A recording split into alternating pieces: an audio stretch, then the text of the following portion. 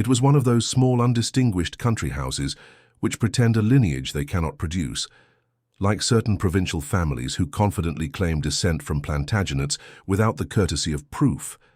The house itself, Titherley Grange, was a modestly Gothic affair, festooned with ivy that clung too eagerly, as though attempting to obscure the mediocrity of the stonework beneath. It belonged to Sir Septimus Croxford, an amiable relic of Edwardian arrogance who believed the motor car had ruined English character, and that women's education had quite finished it off. The affair began, as such affairs so often do, not with a scream in the dark or a revolver's crack, but with a trifling act of pedantry. Lord Peter Wimsey, reclining in a Morocco leather armchair with a glass of the local port, thin as a curate's sermon, was silently examining the room's assortment of hunting prints and ancestor portraits, most of which depicted gentlemen of alarming jowl and improbable whisker. "Forgive me," said Wimsey, to no one in particular, "but your Gainsborough's upside down." The remark caused a slight nervous flutter among the assembled company, which included the host, a few neighbouring gentry of the most implacable dullness, and a vicar whose profession lent him a profound interest in sherry. "My dear fellow," murmured Sir Septimus, squinting through thick pince-nez at the indicated frame, "are you quite sure?" "Been in the family since the Regency. Old Uncle Timothy shot a highwayman under it." "Doubtless," said Wimsey agreeably, rising to inspect the painting.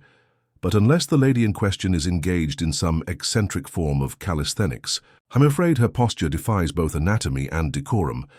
A nervous titter from Miss Harriet Maldon, Sir Septimus's orphaned niece, and, as the housemaid observed in the kitchen, a bit queer in the head with books.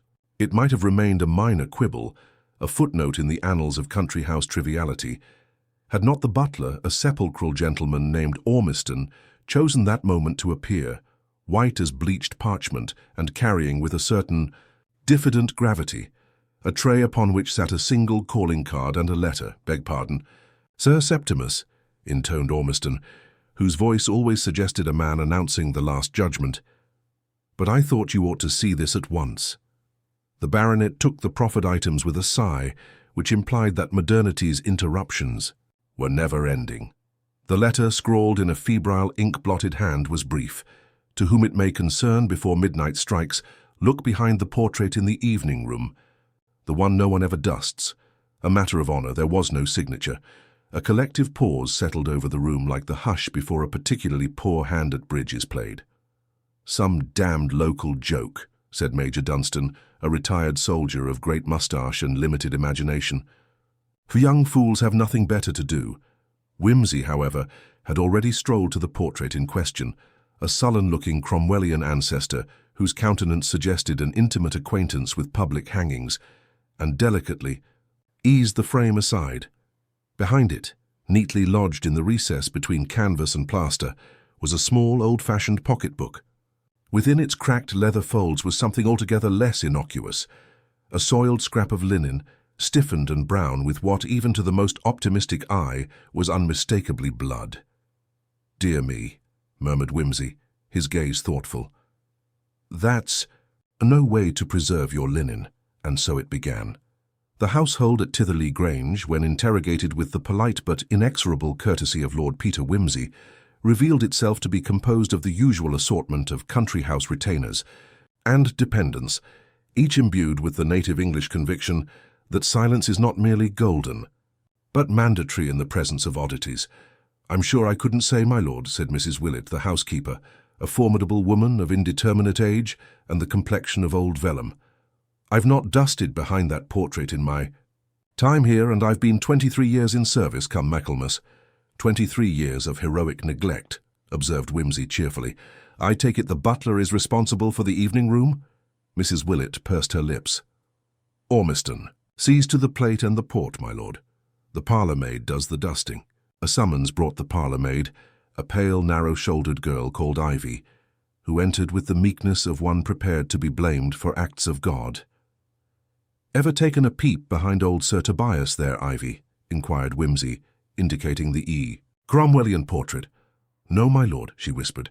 "Never been asked to, and it's not my place. Mr. Ormiston says as how it ain't proper to go meddling." "A sound principle," said Wimsey approvingly. especially in households where portraits might bleed. This remark was met with a visible shudder from Ivy, who clutched at the apron strings about her bony waist. "Oh, sir, begging your pardon, but there's always been talk about that room." "Ah?" Wimsey's tone lightened, though his eyes sharpened imperceptibly. "Do indulge me. I have a vast appetite for rural superstition." Ivy looked miserably at Mrs. Willett, who sighed. "It's naught but kitchen talk, my lord," said the housekeeper. "You know how girls will chatter, but not without cause," murmured Wimsey, turning to Ivy. "Come now, my dear. What's the talk?" The girl, after a miserable pause, spoke. "Well, folks say you hear things of a night, scratching, and footsteps where there's no one. And years back, before my time, sir, they do say a poor young lady stayed here one winter, and was took poorly after seeing something dreadful in that room. Wouldn't speak a word after neither." "Delightful," said Wimsey with a pleased smile. "And Mr. Ormiston, does he believe in ghosts?" Mrs. Willett looked offended. "Mr. Ormiston is a God-fearing man, my lord. Precisely the type to be terrified of them," mused Wimsey. "I shall have a word with him presently." The remainder of the household interviews yielded little but denials and half-glances. The cook, a ponderous woman named Mrs. Ledger, swore she'd never heard a peep, and Sir Septimus's man-of-all-work, a sullen lad called Harry Sprod, professed not to know the way to the evening room, though this was patently absurd. Miss Molden, for her part, proved more forthcoming when Wimsey encountered her in the library, sifting through a tattered copy of Horace Walpole's Castle of Otranto. "Superstition clings to these places like ivy," she remarked with a wan smile. "I believe the last scandal of note involved a curate's wife and a billiard cue, but you won't find it in Burke's Peerage." "You have an eye for these things, Miss Molden," said Wimsey approvingly. "Tell me, has Ormiston been himself lately?" She considered. "If by himself you mean gliding about like a revenant with indigestion, then yes, though I did see him speaking rather earnestly to a stranger in the lane a fortnight past." "A stranger? Can you describe him?" "A tall man in a dark coat, wore his hat low, the sort of person who leaves an impression by refusing to make one. I'm afraid I rather fancied he might be a loan agent or a blackmailer. One's imagination roams in these parts." "Indeed it does. And was anyone else about?" Miss Molden gave a rueful laugh. "Only the gargoyles." Thus fortified, Wimsey requested to see Ormiston in private, a move which caused such a ripple of apprehension among the staff that Mrs. Willett dropped her keys and the cook salted a custard. Ormiston, when summoned, arrived with a certain mortuary dignity. "My lord?" Wimsey regarded him with easy affability. "I wish to compliment you, Ormiston. That port you served earlier, an 1890, I believe. 1891, my lord. A capital year for the Douro. As mellow as one could hope, with a hint of burnt plum. At the finish, you have a fine hand for the cellar." A flicker of surprise crossed Ormiston's lean features. "Thank you, my lord. One question, though. Who dusts behind Sir Tobias?" "No one, my lord. It's not required." "Not required? My dear Ormiston, nothing is more fatal to a household than inconsistency. Even the least visible corners must receive their token attention. The principle of entropy demands it." "I shall see to it, my lord." "I'm certain you shall. And, Ormiston, you've had no strangers asking after the house of late?" "No, my lord." "Not in the lane, perhaps? Tall fellow, dark coat, hat brim somewhere about the bridge of the nose." Ormiston's pallor, which had hitherto rivaled the best of churchyard statuary, intensified. "No, my lord," he repeated, but too quickly. Wimsey's smile broadened. "Excellent. Well, do carry on." As the butler withdrew, Wimsey tapped his fingers lightly against the back of a leather chair and murmured to himself, "One lie, one half-truth, and a superstition. The evening ripens." He rang for Bunter. "Pack a bag," he said. "We're staying." By the following morning, Titherley Grange was a house simmering with a most satisfactory unease. The staff moved in anxious twos and murmured as they passed, while Sir Septimus appeared determined to take no notice whatsoever of any disturbance that might impinge upon his reading of the Times and his regimen of devilled kidneys. Miss Molden had retired to her chamber with a headache which, the housemaid confided to Bunter, happened whenever there was goings-on. Lord Peter Wimsey having breakfasted on underdone kidneys and exceedingly indifferent coffee with his customary good cheer, took to strolling the grounds in a capacious overcoat and a battered tweed cap, smoking a particularly pungent Turkish cigarette. It was during this perambulation that the first of what the police would undoubtedly have described as a promising lead presented itself. It came in the form of a visitor, a florid, pugnacious man of middle years, whose approach was announced by the frantic yapping of the house terrier Crumpet. The stranger's clothes of ill-fitting serge had about them the unmistakable air of town tailoring worn threadbare by country winds. His arrival was observed from the drawing-room window by Whimsy, who turned to Bunter with a pleased expression. "Observe, Bunter. The plot thickens, curdles, and begins to emit a faint aroma." The stranger asked for Sir Septimus with the manner of one to whom social graces were neither familiar nor desirable. The name he gave was Mr. Gavin Tolliver, and his face wore the congested look of a man determined to have his grievance heard or die in the attempt. Sir Septimus, fetched from his library with great reluctance, received the caller in the study. Whimsy, through the commendable efficiency of Bunter, was apprised of the conversation by means of a conveniently thin wall and an obliging ventilation shaft, architectural features upon which Whimsy always placed the highest value. "I tell you, Sir Septimus," the voice of Mr. Tolliver was saying, "the man owed me money and plenty of it. You know perfectly well your nephew was no better than he ought to be, gambling, debts, and worse besides." "My nephew's affairs," replied Sir Septimus with icy hauteur, "are no concern of yours. I'll make them the concern of the law if you don't mind. I've waited long enough for what's mine, and now he's nowhere to be found. Not a word in 3 days. He was to meet me here on Monday last, and I'll not be put off." A silence, then Sir Septimus. "If Jasper Croxford owes you money, you must pursue the matter through the proper channels." "Proper channels be damned," snarled Tolliver. "I'll not be cheated by a pack of high-nosed gentry pretending nothing's amiss. I want what's mine, and if there's been foul play, I'll see someone swings for it." Whimsy's brow lifted at this. He glanced at Bunter, who raised an interrogative eyebrow. "Croxford," murmured Whimsy. "That's a name we haven't heard yet." Bunter nodded. "Sir Septimus's only nephew, my lord. Young gentleman, not much cared for in the village, rumoured to have been sent down from Cambridge, and never quite recovered his reputation." "Splendid," said Whimsy. "A wastrel with debts, motives galore, and a mysterious absence. Do you know, Bunter, this is shaping into one of those charmingly baroque affairs one reads about in the illustrated police news." By the time Tolliver had been shown out, with threats, it must be admitted, and a deal of ill-tempered snorting, Whimsy had resolved upon the next move. "That," he observed to Sir Septimus, as the latter returned to the drawing-room glowering, "was a most singular visitation." "An impudent fellow," growled Sir Septimus. "Uncouth, insolent. I refuse to be pestered by tradesmen of his sort." "Tradesman, you say?" "Money-lender, of the lowest kind." "My poor nephew," Sir Septimus said with stiff lips, "was indiscreet, nothing worse." "Indeed," said Whimsy. "One must allow a young man his indiscretions, though it is odd that no one has seen him of late." Sir Septimus waved a hand irritably. "Gone to the devil, most likely." "Possibly," said Whimsy. "But as the devil seldom grants leave of absence, one would expect a letter or two." The arrival of the local constable, a stout and pink-faced man named Sergeant Heplethwaite, was the next development in the morning's entertainments. The sergeant came in response to a discreet message dispatched by Sir Septimus's butler. At the householder's insistence, anxious to be seen doing the correct thing. "Found what, did you say, my lord?" inquired Heplethwaite, blinking at the pocketbook and blood-stiffened cloth. "In the recess behind the portrait," said Whimsy cheerfully. "Left, one might say, as a grisly billet doux." The sergeant scratched his chin. "Could be poachers, my lord. We had a sheep worried last week."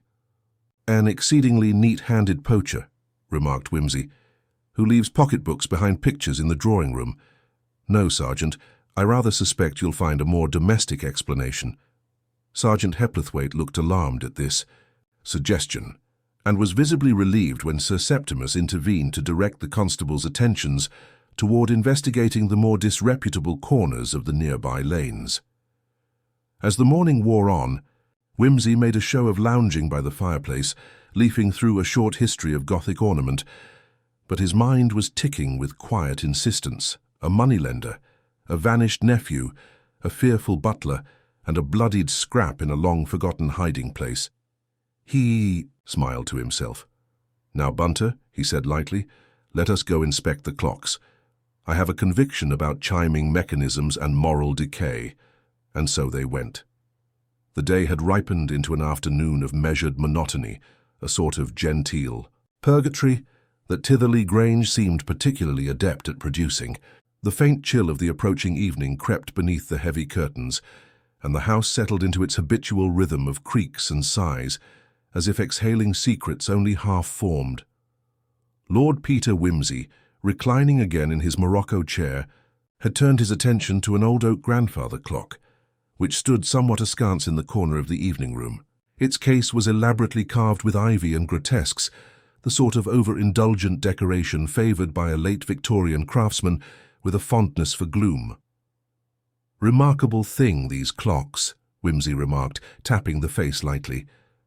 "The way they keep time is, of course, a matter of precision engineering. But how often do we consider the social clock, those invisible measures that govern appearances and alibis?" Bunter, who was busy transcribing notes by the firelight, glanced up. "You suspect the clocks might have a bearing on our mystery, my lord?" "Not suspect, Bunter," said Whimsy. "No, it is often in these small mechanical details that the truth hides. Tell me, has anyone remarked on the striking of this clock?" "I heard it chiming late last night," volunteered Ivy, the parlour-maid, who had lingered in the doorway. "I thought it strange, as the servants' hall clock was silent." "Excellent," said Whimsy. "The evening room clock is an independent mechanism, you see. It strikes on the hour and half-hour. Was the sound quite distinct?" "Yes, my lord, clear as a bell." Whimsy nodded thoughtfully, and yet the clock was said to be stopped at 3:30 this morning. Mrs. Willett, who had arrived to deliver tea, sniffed. "Stopped clocks are the bane of my existence, my lord. One can never tell the true hour without consulting the kitchen." "Indeed, Mrs. Willett. But a stopped clock may speak more eloquently than a working one when it comes to alibis and interrupted sequences." There was a pause during which the assembled company seemed to feel the weight of this subtle insinuation. Whimsy's gaze drifted to the curtains, which hung in heavy velvet folds. "And the curtains, Miss Molden, have they been drawn at odd times? Curtains, you will find, are often overlooked witnesses." Miss Molden, who had recovered somewhat from her headache, regarded him with a faint smile. "The curtains in the evening room are always drawn at sunset. That is one of the house rules." "Rules are made to be tested," said Whimsy gently. He then turned his attention to the hearth, where a scattering of ashes lay cold and unbothered. "And the fire? Who tends it at night?" Ormiston, who had been standing discreetly by the doorway, cleared his throat. "I see to it, my lord. It is extinguished by 10 o'clock, unless the master requires otherwise." "Fascinating," murmured Whimsy. 10 o'clock. A curfew of sorts. And yet there are reports of footsteps and sounds in the evening room well past that hour. Ormiston's expression, always sombre, took on an edge of defensiveness. "This house is old, my lord. The floors creak. Mice run in the walls. The imagination is a dangerous thing." "Quite so," Whimsy agreed. "And yet some sounds are more calculated than others." He turned back to Bunter, who was busily jotting down every word with his usual devotion. "I propose a small experiment," Whimsy said, lighting another cigarette. "Tonight we shall observe the house after hours. Not a ghost or a ghoul, mind you, but the rational machinery of deceit." Sir Septimus, who had been dozing in his armchair, stirred. "Good heavens, Whimsy, must you drag me into this charade? I have papers to peruse." "But you will find it more entertaining than the parliamentary debates," said Whimsy, arching an eyebrow. "Besides, an idle mind is the devil's workshop." As the late afternoon light faded, the household prepared for what promised to be an unusually vigilant evening. Servants exchanged whispered conjectures, the vicar muttered prayers under his breath, and Miss Molden retreated with a copy of Walpole under her arm, hoping the castle's ghosts might distract her from real ones. Whimsy, meanwhile, settled into his chair with the air of a man eager to amuse himself with the folly of others. "Bunter," he said quietly. "I confess a growing amusement at the theatre of this household. But beneath the comedy lies a darker script, one we shall decipher. Presently, night settled over Titherley Grange with a velvet hush, the windows aglow with faint candlelight and the occasional flicker of gas lamps. Wimsey's quiet experiment had begun. The household was noticeably subdued, as though each occupant awaited some invisible cue. Even Crumpet, the excitable terrier, had been relegated to a basket by the fire, his sharp barks replaced by occasional whimpers. Wimsey, accompanied by Bunter and the reluctant Ormiston, took up station in the dimly lit evening room. Every creak, every whisper of the draught was magnified in the silence, a chorus of trivialities ready to deceive or divulge. "The clocks," Wimsey murmured, glancing toward the grandfather's face, now dimmed in the gloom. "Set your watch, Bunter. We shall be precise." Bunter produced a modest pocket watch, its silver case glinting faintly. "Set, my lord." For the next hour, Wimsey observed with quiet intensity, marking times of distant footsteps, the faint ticking of the wall clock, and the intermittent chiming that the ancient mechanism managed to produce despite its age. At precisely 10 p.m., the fire in the hearth was stoked once more by Ormiston, who had agreed to assist under protest.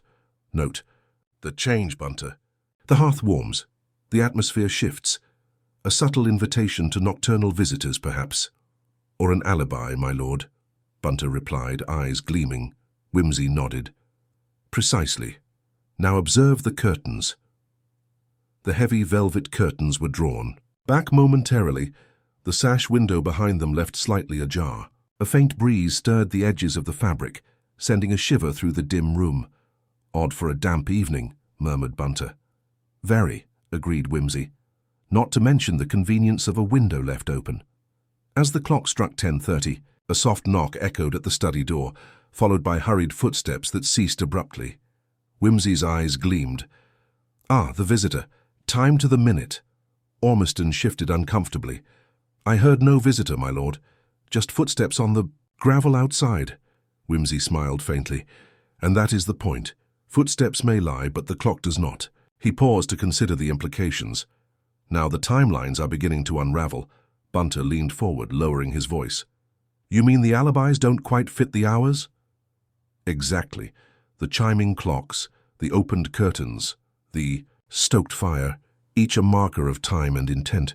Someone is manipulating these trivial details to mask the truth." The hours passed, filled with intermittent sounds and whispered conjectures. Wimsey's mind wove the fragments into a tentative pattern, the faint threads of deception showing their first unruly knots. "The key, Bunter," Wimsey said softly, "is to test the distances, sound, movement, opportunity. There is a dissonance in the chronology that no honest man could arrange. The curtains, the clocks, the footsteps, each now seemed a carefully placed chess piece in a game far more intricate than mere coincidence." Wimsey's fingers drummed lightly on the arm of his chair. "The night has yielded some secrets, but the heart of the matter remains stubbornly concealed. The small company remained silent, the weight of anticipation settling over the room like a thick fog. Outside, the moon rose high, casting pale light upon the ancient stones of the Grange. Within, the ticking of the clocks persisted, steady and unyielding, and the game, Lord Peter Wimsey knew, was only just beginning. Morning light sifted through the tall, mullioned windows of Titherley Grange with a deceptive softness, gilding dust motes in the air like miniature spectres.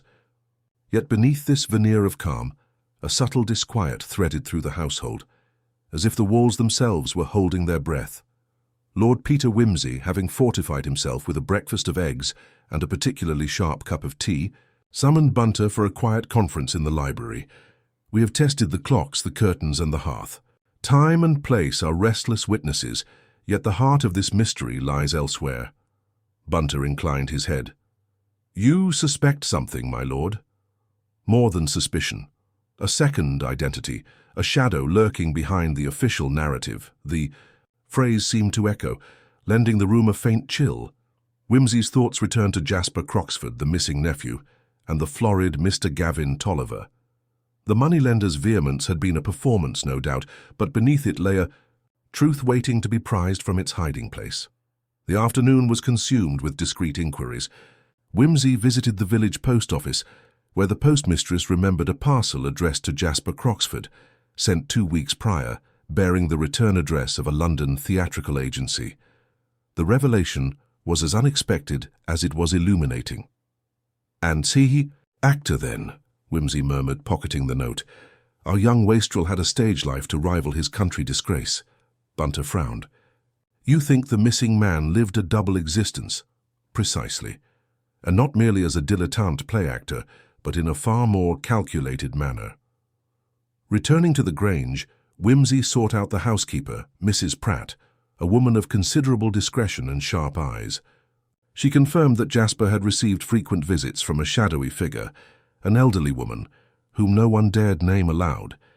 She was said to be his governess in youth, Mrs. Pratt confided, but there's something peculiar about her.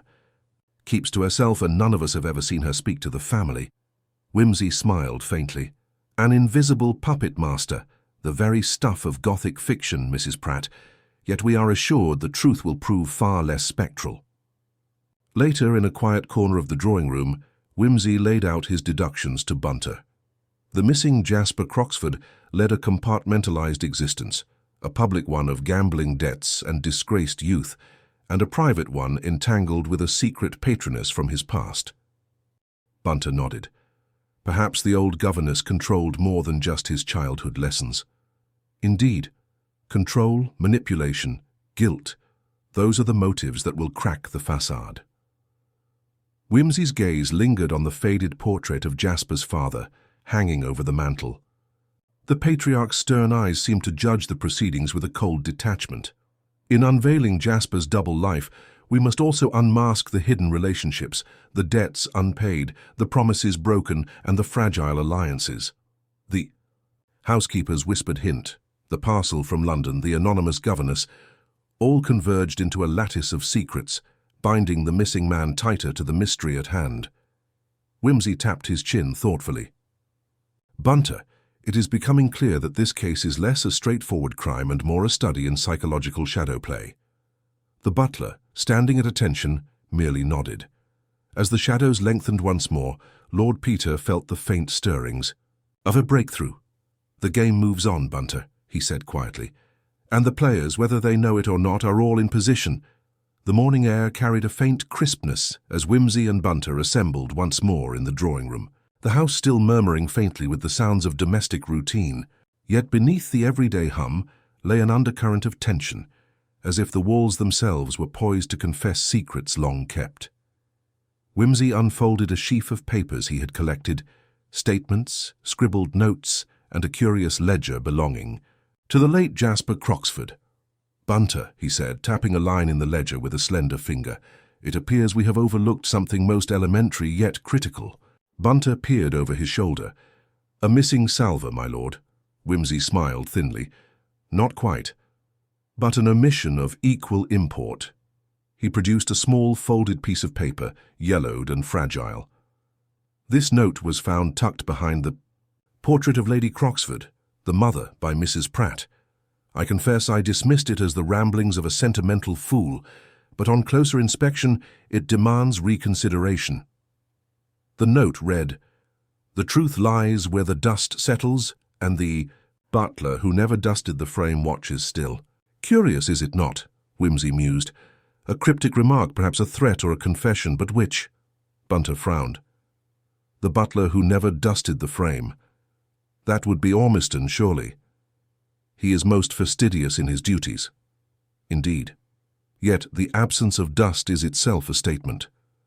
As if summoned by their words, Ormiston appeared in the doorway, expression guarded. "My lord," he said quietly, "I have something to confess." Wimsey gestured him in. "Pray do." Ormiston hesitated. "It concerns the evening of the murder. I was tasked with dusting the portraits in the gallery. I always leave a small corner untouched as a matter of principle, an old habit from my father, who believed dust could preserve as well as obscure." Wimsey's eyes twinkled. "A preservationist and a philosopher in one," Ormiston nodded. "That untouched corner was the frame behind which I found the note. I did not mention it before. I feared suspicion." "Prudent man," Wimsey said gently. "But why now?" Ormiston swallowed. "Because the note suggests I am not merely an observer but a participant. I wish to clear my conscience." Wimsey considered this. "And what of the time you spent in the gallery after the servants' curfew?" "Only a few minutes," Ormiston replied. "I was ensuring the curtains were drawn, the windows secured. But I heard voices, low, urgent, coming from the study." "Voices?" Wimsey leaned forward, intrigued. "Yes. 2 men, I believe. One sounded agitated, the other calm and commanding." "And you made no attempt to intervene?" Ormiston looked away. "I was afraid, my lord. The house is full of shadows, and I have no desire to provoke ghosts." Wimsey smiled. "Fear is often a greater silencer than loyalty." Bunter, who had been silent, now spoke. "This changes the timeline." "Precisely, Bunter," Wimsey agreed. "The presence of 2 men at a crucial moment, previously unrecorded, introduces a new variable." He turned to Ormiston. "Can you identify them?" Ormiston shook his head. "Only by their voices, which I cannot place." Wimsey sighed softly. "Then our task grows more complicated. The hidden conversations, the cryptic note, the unspoken fears, all threads in a tangled skein." He rose, smoothing his jacket. "And yet, it is often the smallest thread that unravels the whole."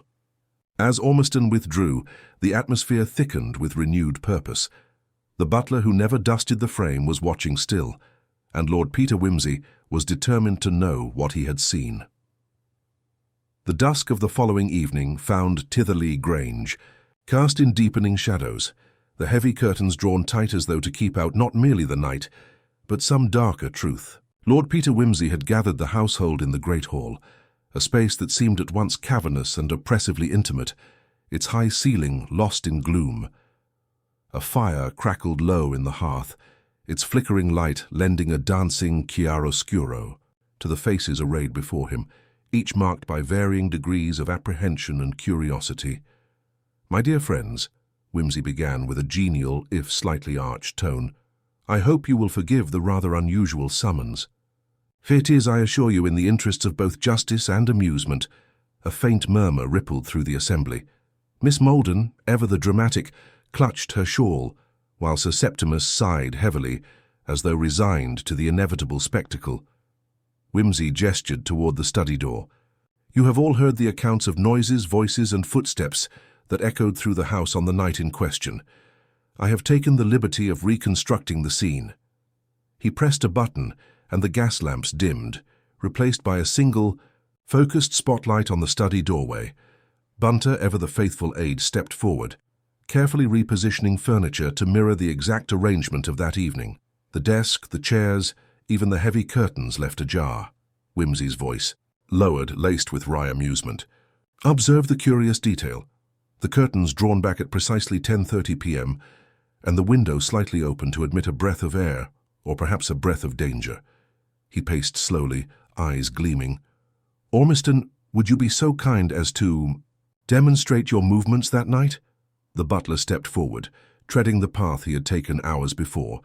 Wimsey observed keenly, noting the intervals between each step, the placement of hands on door handles, the care taken to avoid.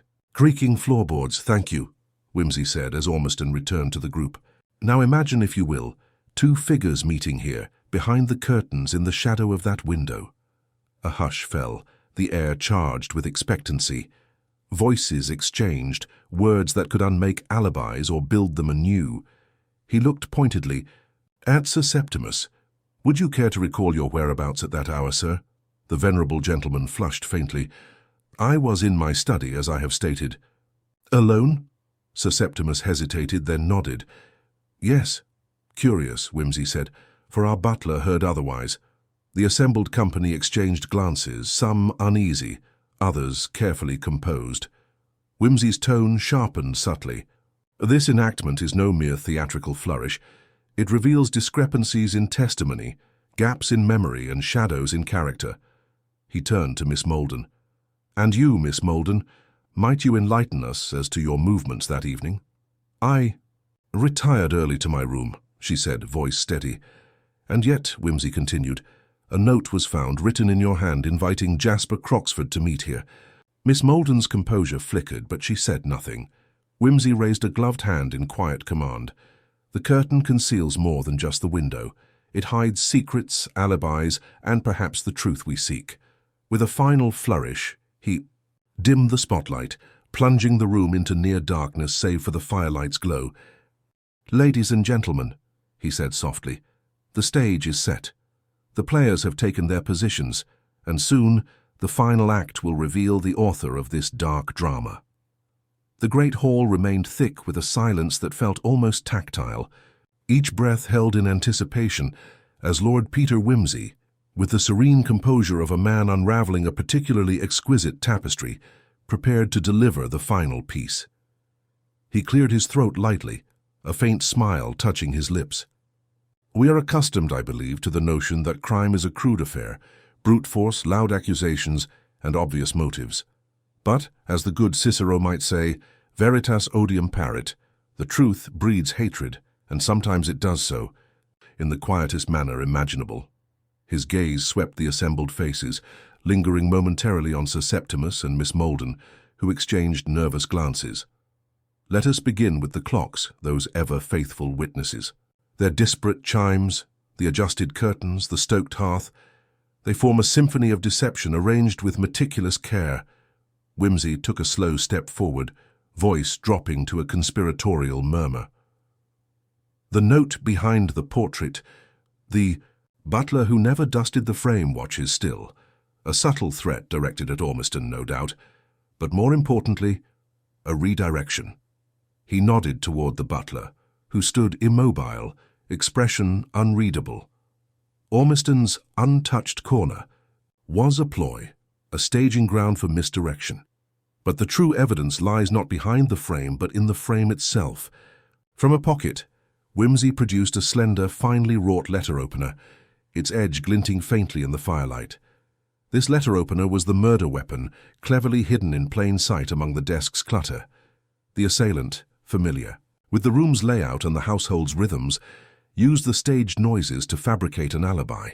He paused, allowing the weight of the statement to settle. The two voices Ormiston overheard were a ruse, a well-practiced duet. One of those voices, sir, he addressed Sir Septimus directly, was your own. A startled flush crossed the old gentleman's face. "Yes, I admit it," Sir Septimus said quietly. "I spoke with Jasper that night, though I denied it earlier, but I assure you it was not to harm him." "Of course not," Whimsy agreed, smoothly. "Your motive was protection, tangled in the fine threads of family disgrace and financial ruin."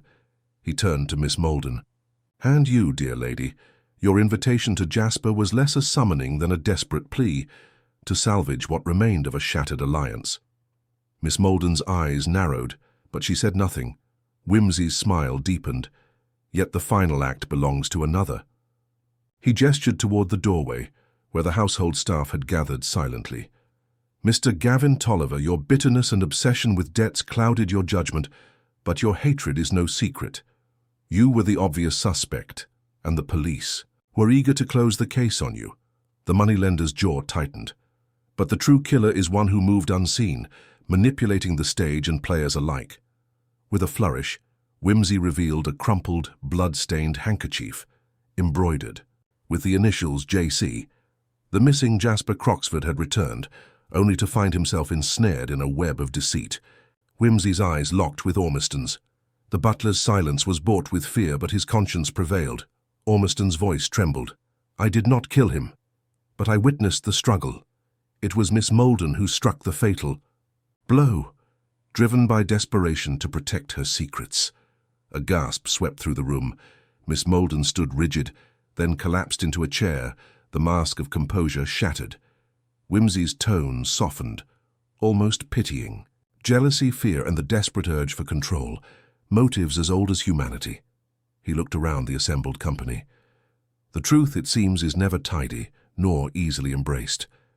Miss Molden sat motionless in the high-backed chair, her once immaculate composure unraveling like the frayed edges of a delicate tapestry.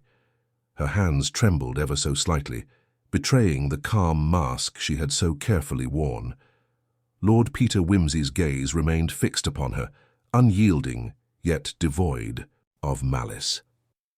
"You must understand, Miss Maldon, that the truth has a peculiar way of surfacing no matter how deeply it is buried." Her eyes flashed with defiance for a moment, then dimmed under the weight of inevitability. "It was not meant to end like this," she murmured, voice brittle with regret. "Jasper was reckless, selfish, a threat to everything we had tried to preserve." Wimsey nodded slowly. "Control, yes. The desire to shape the world to one's design, even at the cost of another's life." She looked away, tears glistening faintly. "I struck him in a moment of desperation. He confronted me with truths that would have destroyed us both." A sharp intake of breath escaped from the assembly. Sir Septimus, recovering from his shock, stepped forward cautiously. "And you kept silent, letting suspicion fall upon others." "Fear binds more tightly than chains," she said softly. "I was afraid. To lose everything, to be alone." Ormiston, standing nearby, finally spoke, his voice steady but thick with emotion. "I saw the struggle. I tried to intervene, but it was too late." The room fell into a heavy silence, broken only by the slow crackling of the fire. Wimsey folded, his hands calmly. "Miss Maldon, your confession spares us the need for further conjecture. The law will take its course, and the truth, though painful, will at last be free." She nodded, a faint tragic smile flickering. "I only hope it will be enough." As the household absorbed the revelation, a subtle shift passed through the atmosphere, a mingling of relief, sorrow, and an almost imperceptible note of respect. Wimsey turned to Bunter, a hint of his customary dry wit returning. "Well, Bunter, I dare say this case will make a rather entertaining entry in the annals of human folly." Bunter smiled faintly. "Indeed, my lord. The theatre of life, with all its tragicomedies." Wimsey gathered his coat and cane, casting one last glance around the room. As Cicero wisely put it, silent enim leges inter arma. In times of war the laws fall silent. But here, in the quiet aftermath, justice must speak. He paused at the door, adding with a touch of arch formality, "And now, I think, a cigar and a good book are in order. The mind, after all, requires its diversions." With that, Lord Peter Wimsey departed, leaving behind a household forever changed, and a mystery laid bare, not with loud declarations, but with the quiet precision of a finely tuned mind. The morning sun filtered gently through the lace curtains of the vicarage study, casting a soft glow over the scattered papers and half-smoked cigars that marked Lord Peter Wimsey's habitual retreat. Bunter was busy arranging the room with his usual quiet efficiency, restoring order to the aftermath of the night's revelations. Wimsey reclined in his favourite armchair, fingers steepled beneath his chin, a faint smile playing on his lips. There is a peculiar satisfaction in unmasking human frailty beneath the veneer of civility, wouldn't you say, Bunter? "Indeed, my lord," Bunter replied, placing a fresh cigar on the silver tray. "One might almost pity the poor souls, caught in the web of their own devising." "Ah, but pity is the luxury of those unburdened by guilt," Wimsey mused, lighting his cigar with a flick of a match. "Miss Maldon's tragedy was that she mistook control for salvation, a fatal miscalculation." Bunter nodded thoughtfully. The silent observer, the butler, played his part with admirable discretion. True, Ormiston's untouched corner was a subtle stroke of genius, if unintentional. It reminds me that in detection, as in art, the negative space often holds the key. Wimsey's gaze drifted toward the window, where the village stirred to life beneath a brightening sky. Justice, like a finely turned sonnet, demands precision and patience, not the brash declarations of the theatre, but the quiet folding away of secrets. He rose with a languid grace. "And now, my dear Bunter, it is time to return to London. The countryside holds its mysteries, but the city offers new puzzles and more cigars." Bunter smiled, gathering the last of the papers. "Shall I ready the car, my lord?" "Please do. And do remind the driver that a gentleman's carriage should never resemble a hearse, however grim the business of the day." As they prepared to leave, Wimsey paused by the mantelpiece where a small bust of Cicero stood sentinel. He tapped it lightly. "As the great orator observed, silent enim leges inter arma. In the heat of conflict, the laws may falter, but in the calm aftermath they prevail. With a final glance around the room, Lord Peter Wimsey departed, leaving behind the echoes of a mystery solved not with spectacle, but with the delicate precision of intellect and irony. Outside, the world awaited, oblivious to the quiet triumph within the vicarage walls.